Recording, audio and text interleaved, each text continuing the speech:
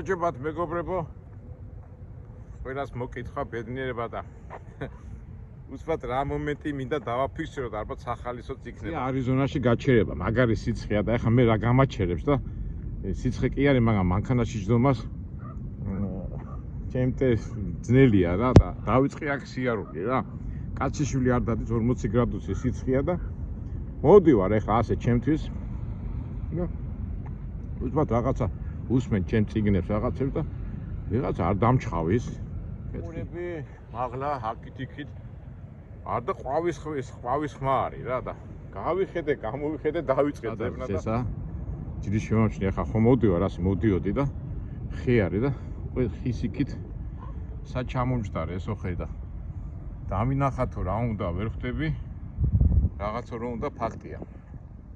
მე კი ნაყინს ჭავდი, აი, ნახე. არაფრინდე. ამხელა შეხედე. ვაყვა. ადა იძახიან ყვავი და ყვანჩალა საკმაოდ ჭკვიანი ფრინველიაო. არის ხომე ასეთი რაღაცები, რაღაცებსაც აგროვებს ხომე, აი მინახია ვიდეოებში. საჭმეს თქვა თუ მოიპოვა, ოპა, წავიდა.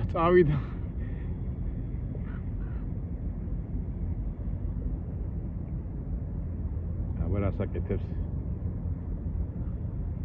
მოდი, აბა დავილაპარაკოთ ერთი შევა. მოდი, დაჯექი, მოდი. გავიგოთ ერთი. წავიდა ეხლა ისიც. მეგობრებო, ყველაფერს ვიღებ ნატურაში. აი ყოველთვის მიკვიდა ხომე ფილმებს რო იღებენ ხომე და ძაღლები რო მოათვინიერებენ ხომე და რო უჯერებენ კინოსიუჟეტიდან გამომდინარე. ეხლა ეს ნახე, გადაფრინდა და რა უნდა? ჩემ გარშემო ტრიალდეს. არც მიდის. ეხლა ალბათ მოატრიალეს და წამოვა უკან. გამოვიდა უკან. მოდი აბა. მოდი იქნებ რამე საინტერესო სიუჟეტი გადავიღოთ. ჩვენ ხო ვიდეო მონადირეები ვართ. გამოვიდა, აბა სადახარ მოდი. ტიპი არ გაჩერებულა და ეთქობა აქ უნდა დაждდომა და ჩემი ეშინია. ოპა. ეხა ისე ჭრეს და არ ტყავს. ეხლა რო გახსოვთ კასტანედა რო იყო წერალი ასეთი მექსიკელი წერალი უბრალოდ არიზონაში მაცხოვრებდა კასტანედა ჩვენ ამაზე სიუჟეტი გვაქვს გადაღებული და იმან იცოდა ცხოველების და ფრინველების ენა. მთელი წიგნი აქვს, ძალიან საინტერესოა. ერთი რო გადამევლო მაგისთვის და ცოტა როგორ ვთქვათ და მე მუღამებინა, ეგე დაშტა, იქი დაშტა. იმათო. ორი შემთხვევაში გავიგებდით რა უნდათ.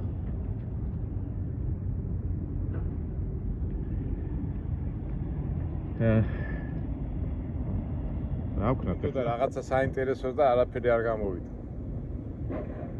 იქ წავიდე 1.5 კილომეტრია. ნუ ნახოთ. მაშინ ჩვენ მაინც ვიდეოც ხوار შევწყვიტავთ და აი ესეთ ჩვენებურად გაუშვათ ეს ჩვენი ამბავი. ვიდეოებშიც გითხარით რომ ძალიან გამკაცდა ყველაფერი და კანონის მიხედვით ლოგბუკიდან გამომდინარე ჩვენ ბიჭები ვცდილობთ რომ არ დავარღვიოთ და ასეთი შენიშვნები არ მივიღოთ. და ღამე მოვედი ეგერ რავსის ტრაქსტოპია. იქ გავჩედი ღამე გავათენე და 1:15 საათი უნდა ვიყო ახ. ნუ მე ჩვენებურად დავიწყეთ და უბრალოდ აი აქ არის ლავსის ტრაქსტოპი. აქაც რაღაცა ადგილობრივია. შევრონის ტრაქსტოპი და იქით არის პაილოტის. და საინტერესო რა არის იცით მეგობრებო? ეხლა კალიფორნიიდან რო გამოვედი, რაც ედიციან მეგობრებმა მეცხრე ეგზიტი არის ეს პაილოტი. და უბრალოდ ჩვენ ხო ეკონომიური და ასეთ რაღაცები გვაინტერესებს და აი წარმოვიდგინეთ ეხლა აი ეს ამხელა სივრცეა უდაბნოს მე ხა ტრაილერები მიდიან და ეს ტრაქსტოპი, ერთი ტრაქსტოპი, ორი ტრაქსტოპი და სამი ტრაქსტოპი. всё, მეტი არაფერი არ არის.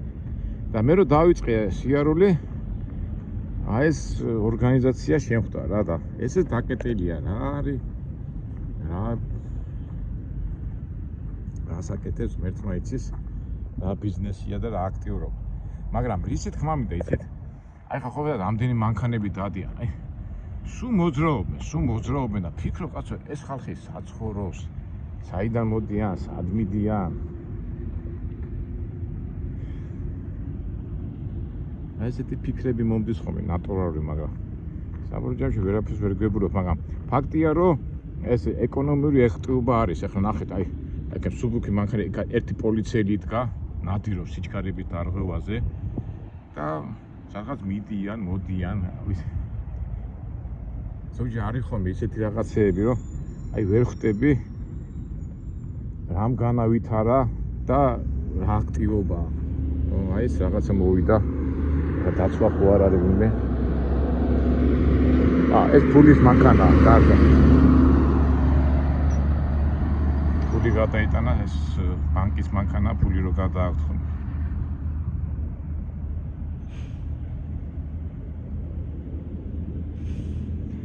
საერთოდ ასეთი შტატების ეკონომიური, მე ადრესა მაქვს ნათქვამი, არიზონა არის წიაღისეული ძალიან მდიდარი ადგილებია რა, გურანია, მეტალებია, სხვადასხვა ქიმიური ნივთიერებები და იმათ წარმოებისთვის, ისტორიულად განვითარდა ეს შტატი და თავისთავად ეხლა ის წარმოებები არ თავდება, არ ჩერდება და მომუშავეები ხო არიან და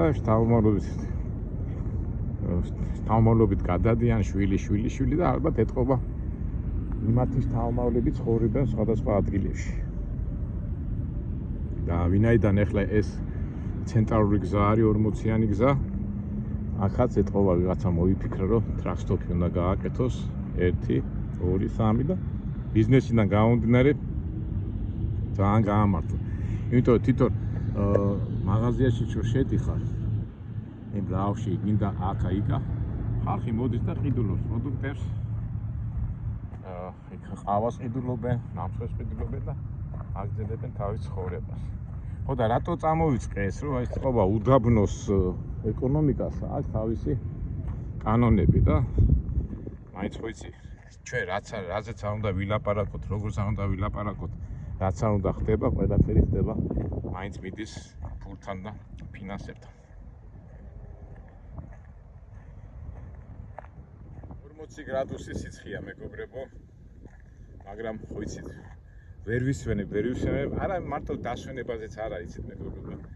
ადამიანი ასაკში რო შედის, არა მარტო ასაკში, ორგანიზმმა რაღაცა გარკვეული ენერგია უნდა დახარჯოს. ამას ფიზიკური იმას ვეძახით. კი, ეხლა შეიძლება ვერ ივარჯიშო, ან ვარჯიში ძალიან ძნელია, მაგრამ უნდა გამოიარო და რასაც მე ვაკეთებ ახლა სავარჯიშოდ, მაგრამ მიჭის, მაგრამ დავდივარ და ჩემ მეგობრებსაც ყველას ვეუბნები, რომ არ დაიზაროთ ახლა თბილისში რო გადავრეკავ ხოლმე ზოგი ავად გახდა, ზოგს ინფარქტმა დაარტყა, ზოგს ისა და სულ მაგას ვეუბნები, რომ იაქტიურეთ, იარეთ და ზოგს სიარულიც კი ეზარებათ.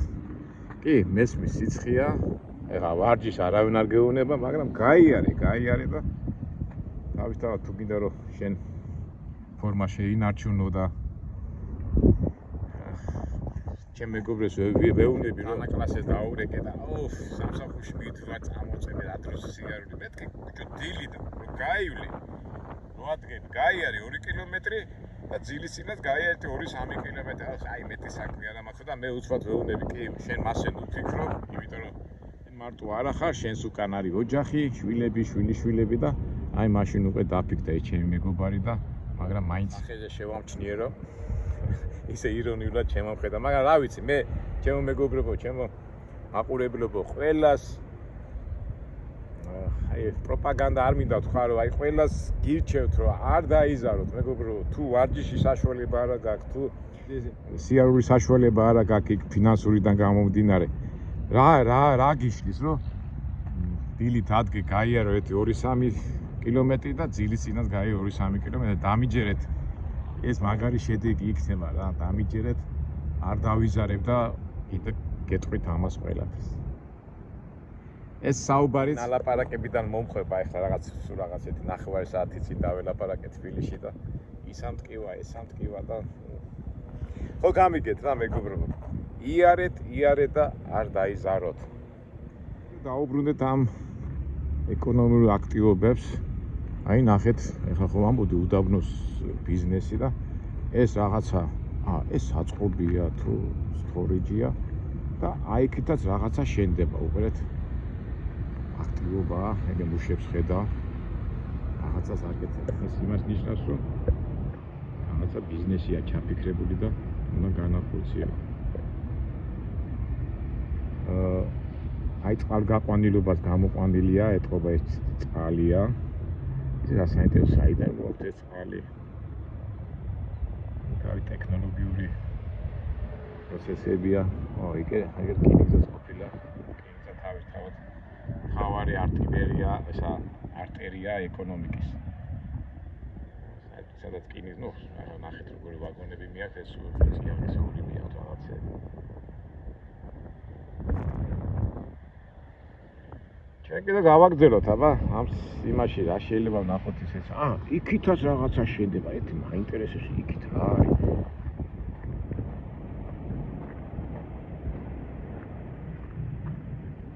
აბა ეს ჭიანჭველის ის ნახე.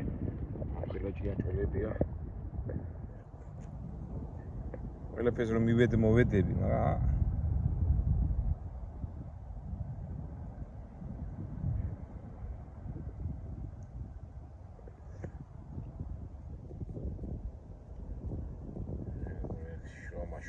ჭიანჭველა მაგალითია ხო ჩვენთვის შრომის და წარმატების.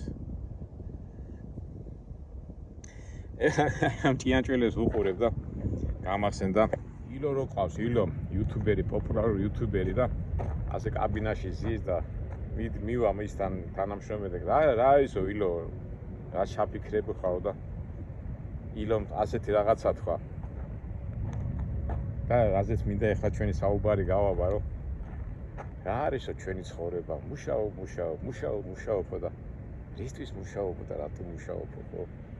ეს ხდება მუშაობაში გადასვლა და ამაზე რაღაც თავისი აზრი ჩამოაყალიბა და მეც მინდა ამაზე ჩემი აზრი ჩამოაყალიბო, რომ დავდივარ და ამ ჭიანჭველებსაც რომ შევხედე და ეკონომიურ თემებზე საუბრობდი, გამახსენდა ეს ილო და ჭიანჭველა და ჭირჭინა ხო?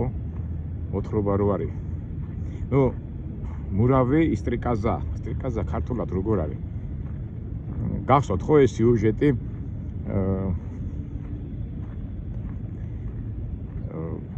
ჭირჭინა ხო, ჭირჭინა თელი ზაფხული ჭირჭინებდა, ხარობდა, ბედნიერი იყო, მღეროდა, ხარობდა ცხოვრებდით მთელი ამბები და ამასობაში გვერდზე ჭიანჭველა დღე-დაღამე მუშაობდა, რომ თავისი ნაშრომი დაეგროვებინა და მომზადებულიყო მომავლისთვის. და გახსოვთ ხო ეს სიუჟეტი, მე ზამთარი მოვა, ჭიანჭველა ჩაიკეტება, ბედნიერი თავისი ნაშრომი და თავისი სიხარულით თავისი ნაშრომით უტკბებოდა და ამ დროს აწყალმა ჭირჭინამ კარები დაუკაკუნა და ჭირჭინა გაყინული, დაჩაჩანაგებული ეხვეწება ამ ჭიანჭველასო. აი ცუდათა ვარ, მშია, ცივა, მარე მოვტები და თუ შეგიძლია შემიფარეო და გახსოვთ ხო ეს სიუჟეტი და ეს მერე ჭიანჭველა იტყვის. ხო, შენ ხო დასეირნობდი და ჩემი ნაშრომი გინდა მოგცე ახლა, ჩემი შრომადეთ და გაბრაზებულმა მოუკეტა კარი და გააგდებს ამ ჭირჭინას იმ სიცივეში და უბედურებაში და თავისთავად ჭირჭინა მოგდება.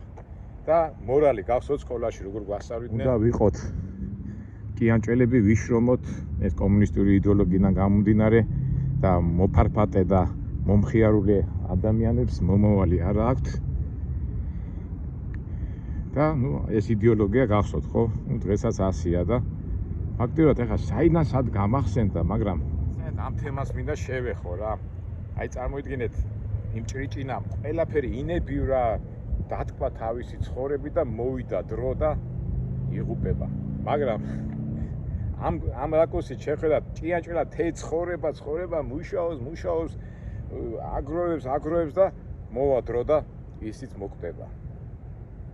ისმის კითხვა, რომელი გზაა სწორი? დაფიქრებულ ხართ მეგობრებო? და მეც დავფიქრი და იმ მომენტებში ილოს გამონათქვამიდანაც რა არის ჩვენი ცხოვრება, მუშაობა და რა ვიცი, მეც ვიფიქრე ჩემებურად. რა თქმა უნდა, თავისთავად ეხლა თვითონ უფარმა დაგვსაჯა თავისი.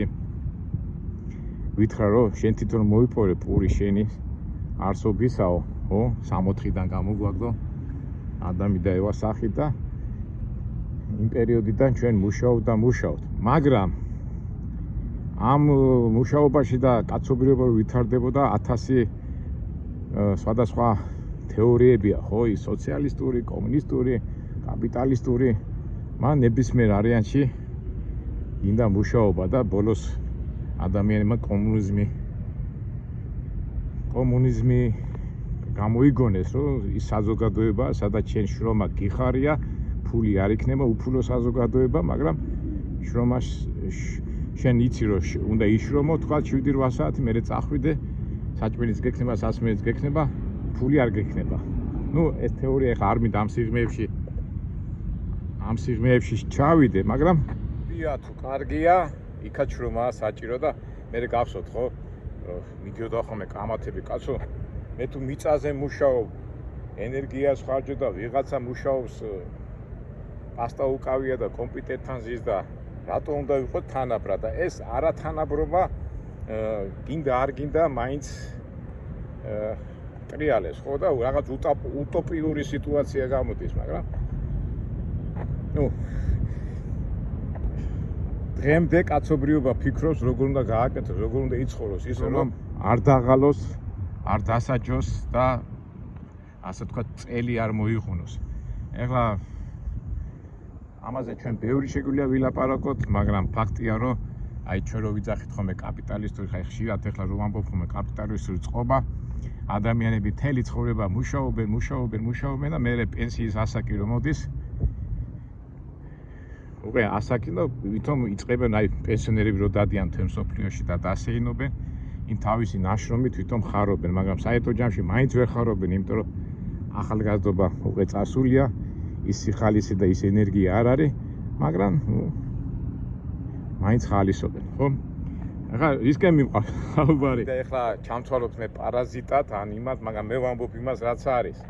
ხო და აი როგორ არის, ალბათ მე რომელი იდეოლოგი და ისა ვარ, მაგრამ ალბათ რაღაცა ზომიერი უნდა გააკეთო, ზომიერი შრომა და დასვენება და ის ყველაფერი უნდა შეუთავსო ერთმანეთს.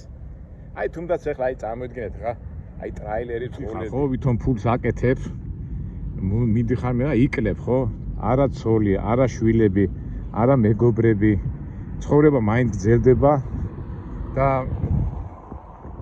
შენს გარეშე მეგობრები დაბადების დღეებსაც იხდიან, უბრალოდ ხვდებიან ერთმანეთს.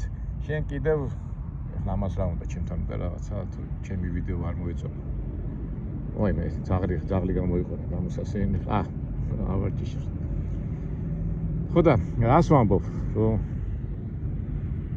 ამასობაში გადის ცხოვრება, გადის ასაკი, უკვე ცხოვრება რა არის, მოგონებები და ურთიერთობები, ხო? აი მოხუცებ ადამიანებს რომ დაილაპარაკები, სულ მარტო მოგონებებზე ლაპარაკობენ და შენ რომ სულ მუშაობ, კაი, დაიხვეწები, პროფესიონალი გახდები, ის გახდები, ეს გახდები და ამასობაში მოდის ცხოვრების დასასრულის სიკვდილის და მერე რა. და ისმის კითხვა. ჭიჭინები უნდა ვიყოთ თუ ჭიანჭველები? და ორივე ჭიანჭველად სამთავრებს თავის ცხოვრებას და ჭიჭინას. მაგრამ ჭიჭინას მაინც რაღაცა შერჩა. ხო გაქვთ ასეთი გამონათქვამი? ეს მაინც შემჩებაო, ხო? აი არ ვიცი ახლა ამ ვიდეოს რა დავარქვა, როგორ დავარქვა. რომ ასეთი ხო, სტორიჯი ყოფილა, ეს საწყობები ყოფილა, მეც არ გამიკვირდა ეს. ბოუთან რივის სტორიჯი ეს. ამაზე ჩვენ გვილაპარაკებ, მაგრამ ამ ხილო საწყობები ესე ოჯახი რო გადადის, თავის ავეჯი არ შეაგდა, ინახავენ ხოლმე და მე სხვაგან გადადიან. ხო და ისე ამერია ფიქრები.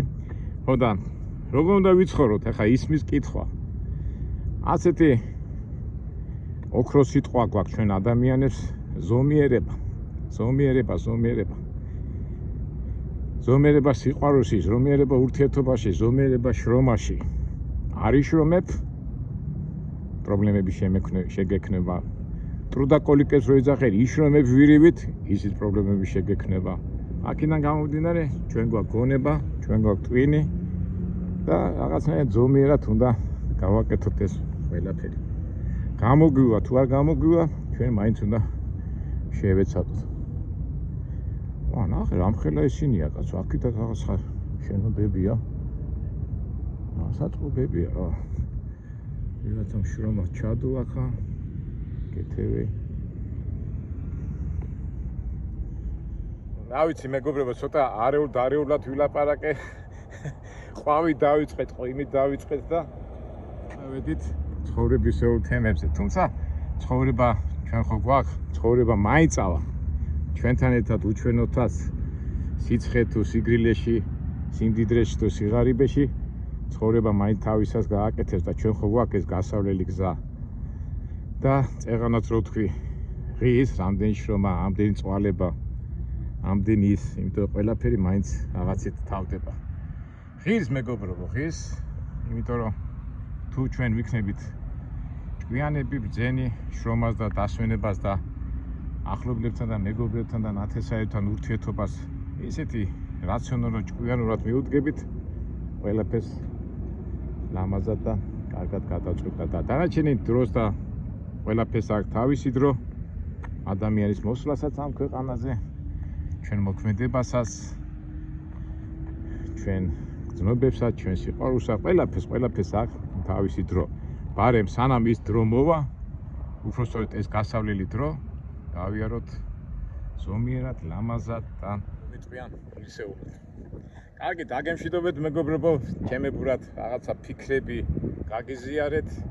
აბა თქვენს კომენტარების სახით დამიკავშირდებით და ამ თემიდან სხვა თემებიც განვავრცოთ, გავავრცელოთ და გადავწყვიტოთ ჩვენი გონებით, ჩვენი მოქმედებით და ჩვენი ფიქრებით. ჩვენი გადავწყვიტოთ, კი რა, გავიაროთ და გადავწყვიტოთ ლამაზად და კარგად გავიაროთ ჩვენი გასავლელი გზა ამ ცხოვრებაში და ფიქრები, რამდენი ფიქრები მოდის ერთმანეთს. კარგად, შეგხვდებით მომავალ ვიდეოებამდე. ვაიმე მეგობრებო, სულ დამოვიწყდა. ჩვენ ხო ვიქტორინა ქონდა გამოცხადებული იმ ჩემი გაფუჭებული საბურავით. მოვიდოდი აქა თუ გზაში გამიფუშდებოდა.